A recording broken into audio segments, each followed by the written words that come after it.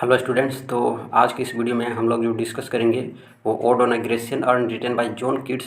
तो इस पोएम को इस वीडियो में लाइन बाय लाइन से हम लोग समझने का प्रयास करेंगे। सेंट्रल आइडिया इस पोएम का क्या है, थीम क्या है, वो सब जो है मैं इस वीडियो के अंत में बताऊंगा। सबसे पहले इसको लाइन बाय लाइन हम लोग समझ लेते हैं, ठीक है, और उसके बाद इसके सेंट्रल आइडिया को जानेंगे। चलिए जानते हैं पहली जो लाइनें लिखी हुई इसकी इस पोएम की, कि दाउ स्टिल अनरेविड अ ब्रिज ऑफ अक्विटनेस, कि दाउ स्टिल अनरेविड मतलब तू अब भी शांतता की अछूती दुल्हन है, ठीक है, तू अब भी शांतता की अछूती दुल्हन है।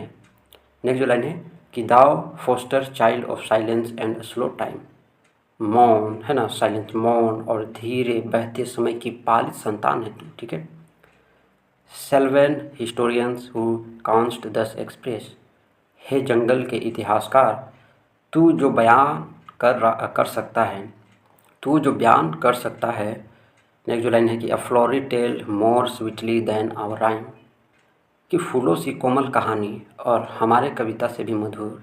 मतलब ये स्टेंजा कह क्या रही है, तो यहाँ पर जो पोएट हैं यूनानी है ना, यूनानी पात्र यानी ग्रेसियनर से बात कर रहे हैं, ठीक है।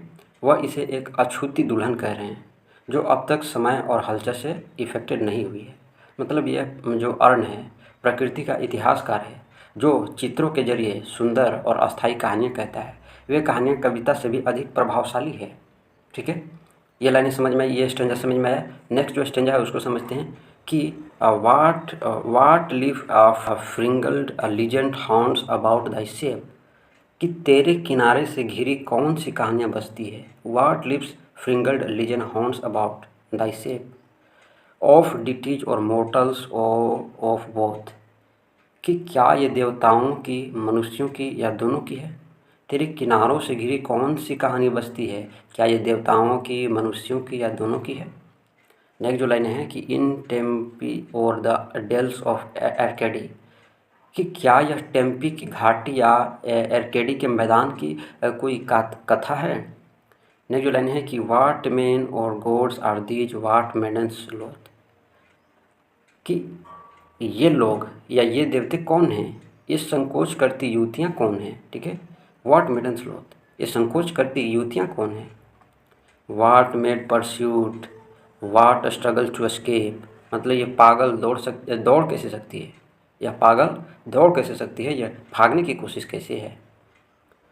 What pipes and timbrels what wild स्केटी, है ना। तो मतलब ये बांसुरी और ढोल की धुन, यह उन्माद कैसा है ना। वाट विल एस्टेसी, ठीक है, कि कैसा उन्माद है। मतलब ये स्टेंजा क्या करिए कि जो कवि हैं, जो पोएट है, वो अर्ण पर है ना, अर्ण पर जो है वो चित्रों को देखकर सवाल करते हैं, ठीक है ना।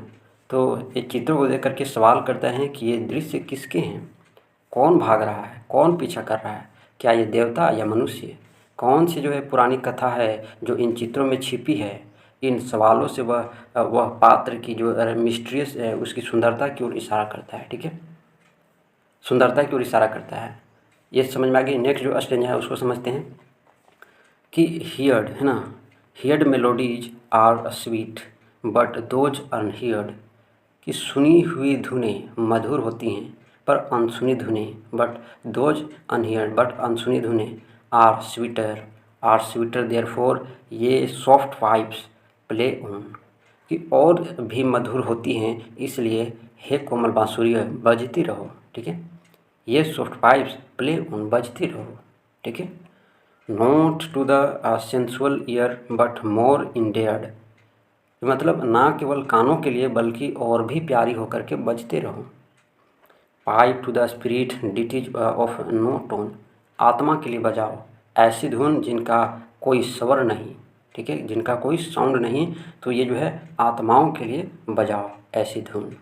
मतलब यहाँ पर कवि कहते हैं कि जो संगीत हम सुन सकते हैं वह तो सुंदर होता है, लेकिन जो केवल कल्पना में गूंजता है वो अनसुना होता है और वह उससे भी अधिक सुंदर होता है। वह चित्र में बनी बांसुरी से कहते हैं कि वह ऐसी स्वर धुनें बजाए जो आत्मा को छू जाए और सदा बजती रहे। बात समझ में आया।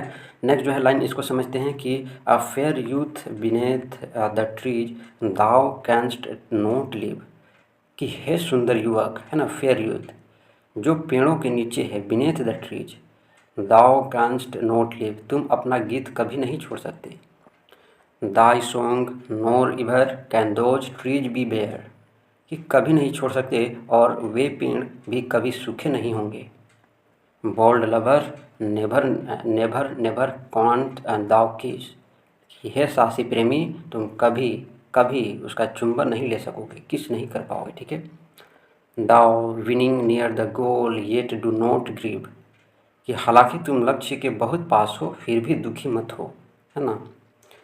दाउ विनिंग नियर द गोल, है ना, हालांकि तुम लक्ष्य के पास हो फिर भी दुखी मत हो। ठीक है। नेक्स्ट लाइन है कि she can't fade though thou hast not thy bliss, कि मतलब वह कभी मुरझाएगी नहीं। सी कैन नॉट फेड, वो कभी मुरझाएगी नहीं, भले ही तुम अपने सुख को ना पाओ, है ना, सुख को ना पाओ, लेकिन वो कभी मुरझाएगी नहीं।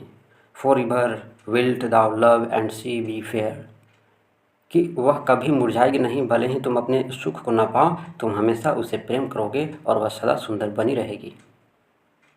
ठीक है। For ever wilt thou love and she be fair, तुम हमेशा उसे प्रेम करोगे और वह सदा सुंदर बनी रहेगी। मतलब ये लाइनें कह क्या रही हैं कि जो पिक्चर है, पिक्चर में एक जो युवती अपनी प्रेमिका को चूमने के लिए आगे बढ़ रहा है, लेकिन यह चित्र अस्थायी है, वह चूम नहीं सकता, परंतु वह पल सदा जीवित रहेगा। युवती कभी भी बूढ़ी नहीं होगी और प्रेम कभी खत्म नहीं होगा। यह चित्र अमर प्रेम का क्या है, प्रतीक बन जाता है। ठीक है। पिक्चर में आगे तो बढ़ रही है और ये पिक्चर जो है अमर रहेगी। ठीक है। अब पिक्चर में वो तो आगे बढ़ नहीं सकती है, ठीक है, और उसको चुम नहीं सकती है, तो इसलिए जो अमर रहेगी। ठीक है। नेक्स्ट जो लाइनें हैं कि आह, है ना, नेक्स्ट जो लाइन है, आह हैप्पी हैप्पी बाओ दाउ कैन नॉट सेड, कि अरे धन्य है वे डालियाँ जो कभी अपने पत्ते नहीं गिराएंगी। धन्य है वे डालियाँ जो जो कभी अपने पत्ते नहीं गिराएंगी। कि your leaves NOR इवर Beed the spring edu, कि मतलब और कभी बसंत को अलविदा नहीं कहेगी। अरे धन्य है वो डालियाँ जो कभी अपने पत्ते नहीं गिराएंगी और कभी बसंत को अलविदा नहीं कहेगी। नेक्स्ट जो लाइन है, एंड हैप्पी मेलोडिस्ट अनवेरिड, कि मतलब और हे सुखी संगीतकार तुम थकते नहीं। मतलब संगीतकार को कह रहे हैं कि तुम कभी थकते नहीं। फॉर इवर पिनिंग, है ना, for ever pinning songs for इवर new, कि सदा के लिए नई नई धुनें बजाते रहोगे, तुम कभी थकोगे नहीं। हे सुखी संगीतकार तुम कभी थकोगे नहीं, सदा के लिए नई नई धुनें बजाते रहोगे। मतलब यहाँ पर पोएट जो है वो अर्न पर बनी उन पेड़ों की शाखाओं की प्रशंसा करता है जो हमेशा हरी रहेगी और कभी पतझड़ नहीं आएगा। चित्र में जो बना संगीतकार हमेशा बांसुरी बजाता रहेगा और कभी थकेगा नहीं। यह सब कुछ क्या है, अस्थाई है और अमर है। ठीक है। नेक्स्ट जो लाइनें हैं उसका समझ लेते हैं कि more happy love, more happy happy love, मतलब more happy love, more happy happy love, तो मतलब और भी सुखी प्रेमी, और भी सुखद प्रेम। For ever warm and still to be enjoyed, कि मतलब गर्म, सदा गर्म जोशी से भरा और सदा आनंद लेने वाला। For ever painting and for ever young, मतलब सदा उत्तेजित रहने वाला और सदा युवा। All breathing human passion for above, कि मनुष्य की सांस लेने वाली भावनाओं से ऊपर, बहुत ऊपर, है ना। ऑल ब्रीथिंग ह्यूमन्स, मनुष्य की सांस लेने वाली भावनाओं से बहुत ऊपर, फार एबव। ठीक है। That leaves a heart high sorrowful and cloyed, मतलब जो अक्सर दिल को थका देने वाला दुख और उब दे जाती है। जो अक्सर दिल को थका देने वाला दुख और उब दे जाती है। बर्निंग फॉरहेड एंड पार्चिंग टंग, एक तपती हुई परेशानी और सूखती हुई जुबान के साथ। मतलब ये स्टेंजा कह क्या रही है, तो जो पिक्चर में जो प्रेम दिखाया गया है वह क्या है, अमर है, इमॉर्टल है, हमेशा युवा है, उसमें कभी कभी नहीं आती, है ना। यह प्रेम मानवीय प्रेम से क्या है, ऊंचा है, ह्यूमन लव से क्या है, ऊंचा है, क्योंकि मानवीय प्रेम में सुख के साथ दुख है, थकावट है और अंत भी होता है, पर चित्र का प्रेम सदा सुखद और क्या है, जीवंत है, इमॉर्टल है। ठीक है। तो ये बात समझ में आ गया, तो ये चीज़ ये स्टेंजा करिए। और नेक्स्ट जो है इसका मतलब समझ लेते हैं कि who are these coming to the sacrifice, कि ये लोग कौन हैं जो बलि के लिए आ रहे हैं। Who are these coming to the sacrifice to what green altar O mysterious priest, कि हे रहस्य में पुजारी किस हरे वेदी की ओर, किस हरे वेदी की ओर, लीडस्ट दाउ दैट हैफर लोइंग एट द स्काइज, कि तू उस गाय को ले जा रहा है जो आकाश की ओर रंभा रही है ना, जो आकाश की ओर रंभा रही है। मतलब नेक्स्ट जो लाइन है उसका मतलब समझ लेते हैं कि and all her silken flanks with garlands dressed, और जिसके रेशमी और शरीर को फूलों की मालाओं से सजाया गया है ना, सिल्कन फ्लैंक्स, ठीक है। मतलब ये स्टेंजा कह क्या रही है कि इसमें जो पोएट हैं वो चित्र में एक जो है दृश्य देखते हैं, एक बलिदान की प्रक्रिया, एक पुजारी एक सजी हुई गाय को बलि देने जा रहा है। यह गाय सुंदर सजी सजी है और यह दृश्य भी जो है अमर है। बलि कभी पूरा नहीं होगी, वो जो चित्र में है वो वैसी की वैसी रहेगा, वो इमोर्टल है, अमर है, ठीक है। नेक्स्ट जो लाइन है उसका मतलब समझ लेते हैं कि वाट लिटिल टाउन बाय रिवर और सी शोर, कि कौन सा छोटा सा शहर यह है जो किसी नदी या है ना और सी शोर या किसी नदी और mountains built with peaceful Citadel, ये समुद्र के किनारे या पहाड़ पर बसा है। वह ये कौन सा छोटा सा शहर है या जो नदी है या समुद्र के किनारे या कोई बसा पहाड़ पर बसा है कोई, ठीक है। मतलब कौन सा छोटा शहर है जो किसी नदी या समुद्र के किनारे या किसी पहाड़ पर बसा है, ठीक है। Is emptied of this folk this pious morn, जिसका यह पूरा समूह आज इस श्रद्धालु सुबह को छोड़कर चला गया, है ना, छोड़कर चला गया। And little towns thy street for evermore will silence be and not a soul to tell, ठीक है। Why thou art desolate can ever return, कि मतलब कौन सा छोटा शहर है यह जो किसी नदी या समुद्र के किनारे या किसी पहाड़ पर बसा है, जिसका पूरा समूह आज इस श्रद्धालु सुबह को छोड़कर चला आया है। और हे छोटा शहर, तेरी गलियां सदा के लिए चुप रहेगी और कोई आत्मा यह बताने के लिए लौटेगी नहीं कि तू सुना क्यों है, ठीक है। तू सुना क्यों है, तुम्हारे जो रास्ते उस सुना क्यों है। मतलब कभी यहाँ पर सोचते हैं कि बलिदान के लिए आए लोग किस नगर से आए हैं, लेकिन वह जानता है कि क्योंकि वह चित्र है उस नगर की गलियाँ हमेशा सुनी रहेगी, कोई लौटकर यह बताने नहीं आएगा कि वह कहाँ गए। ये जो दृश्य है सुंदर तो है लेकिन कुछ हद तक उदासी से भरा हुआ है, ठीक है। और फाइनल स्टेंजा की बात कर लेते हैं इस पोएम की कि O Attic shape fair attitude with brede, है ना, ब्रीड। तो हे एथेंस के आकार वाली सुंदर वस्तु सुंदर मुद्रा के साथ, ठीक है, विद ब्रीड। नेक्स्ट जो लाइन है उसका मतलब समझ लेते हैं कि of marble men and maidens overwrought with forest branches and the trodden weed, तो मतलब हे एथेंस के आकार वाली सुंदर वस्तु सुंदर मुद्रा के साथ पत्थर के पुरुषों और स्त्रियों से अलंकृत, है ना, मैडन्स ओवर राउट अलंकृत, जंगल की शाखाओं और रौंदे गए पौधों से घिरी हुई।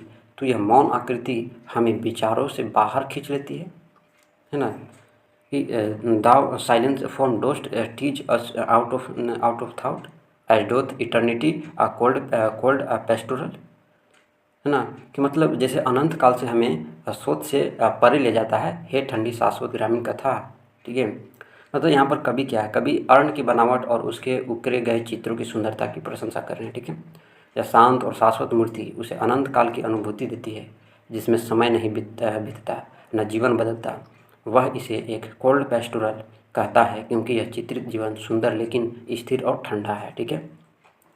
तो ये चीज़ इसमें है, ठीक है। अब इसमें नेक्स्ट जो लाइनें हैं कि when old age shall this generation waste thou shalt remain in midst of other woe than ours a friend to man to whom thou a stage beauty is truth beauty that is all ye know on earth and all ye need to know, कि जब बुढ़ापा इस पीढ़ी को नष्ट कर देता तब तू भी रहेगा अन्य दुखों के बीच मानव का एक मित्र बनकर, जिसे तू कहेगा सौंदर्य ही सत्य है और सत्य ही सौंदर्य है, बस यही, ठीक है। बस यही तुम्हें पृथ्वी पर जानना है और यही जानना तुम्हारे लिए पर्याप्त है। कवि कहते हैं कि जब आज के लोग मर जाएंगे तब भी यह ग्रेसियन अर्थ जीवित रहेगा और आने वाली पीढ़ियों को यह ज्ञान देगा कि सौंदर्य ही सत्य है और सत्य ही सौंदर्य है, यही सबसे गहरी और अंतिम सच्चाई है, ठीक है। तो इस तरह से जो है पोएम की एंडिंग होती है। आई होप आपको ये वीडियो बहुत अच्छा लगा तो लाइक करें। अब जो है मैं इसको थोड़ा संक्षेप में समझाना चाहूँगा कि आखिर ये पोएम है क्या, ठीक है। तो जॉन कीट्स इस कविता में एक प्राचीन यूनानी, ठीक है, अर्ण से बात करते हैं जो उस है ना, जो जो उस पर चित्रों के माध्यम से कहानी सुना रहे हैं ना, उस पर चित्र को देख कर के कहानी सुना रहे हैं और वह इन चित्रों को देखकर सोचते हैं कि इनमें प्रेम, संगीत, बलिदान और त्योहारों के दृश्य हैं, लेकिन ये सब क्या है, अस्थायी है। ना तो प्रेम खत्म होता है, न ही बसंत और न ही जीवन। मतलब जो कवि हैं, कवि सुंदरता की प्रशंसा करते हैं और वो मानते हैं कि चित्र समय की पकड़ से बाहर है। अंत में जो है कवि यह संदेश देते हैं कि सौंदर्य ही सत्य है और सत्य ही सुंदर है। यही जीवन का सबसे बड़ा दर्शन है। सेंट्रल आइडिया की बात कर लेता हूँ इस पोएम की। तो कविता का जो मुख्य विचार है वो आर्ट है। आर्ट नश्वर जीवन के दुखों से ऊपर होती है, ठीक है, और समय के पार जाकर सौंदर्य और सत्य की अमरता को क्या करती है, दिखाती है। जीवन क्या है, क्षणिक है, लेकिन कला अमर है। कवि कला के माध्यम से अस्थायित्व, शांति और गहराई से भरे सौंदर्य की क्या करें, तलाश करते हैं, ठीक है। तो थीम की बात कर रहे थे, आर्ट वर्सेस लाइफ। जीवन नश्वर है जबकि कला अमर है। कवि दोनों के फ़र्क को इसमें जो है बहुत अच्छे से समझाए हैं, ठीक है। नेक्स्ट जो है परमानेंस एंड ट्रांसेंस है ना, अस्थायित्व और क्षणिक, ठीक है, क्षणिकता। यानी पात्र है ना, पात्र यानी अर्न पर चित्र अस्थायी है, जबकि असली जीवन बदलता है और समाप्त होता है, ठीक है। तो इसके जो है मुख्य थीम रहे इमेजिनेशन एंड रियलिटी है, ठीक है। तो चित्रों में जो प्रेम और संगीत है वह कल्पना में अमर है ना, वह कभी कभी दुखद होता है, ठीक है। तो ये चीज़, उसके बाद ब्यूटी एंड ट्रूथ है। तो कविता का अंतिम संदेश क्या है कि beauty is truth and truth is beauty. यही जो है अंतिम ज्ञान है, ठीक है।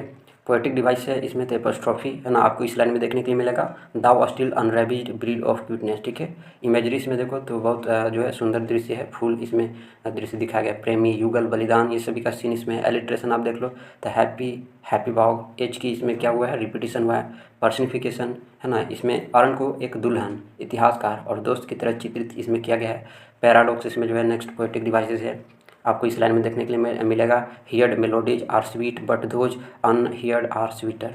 तो यह इसमें है, ठीक है। तो ये जो है वीडियो यहीं तक इसको अंत करते हैं। अब जो है हम लोग मिलेंगे नेक्स्ट वीडियो में।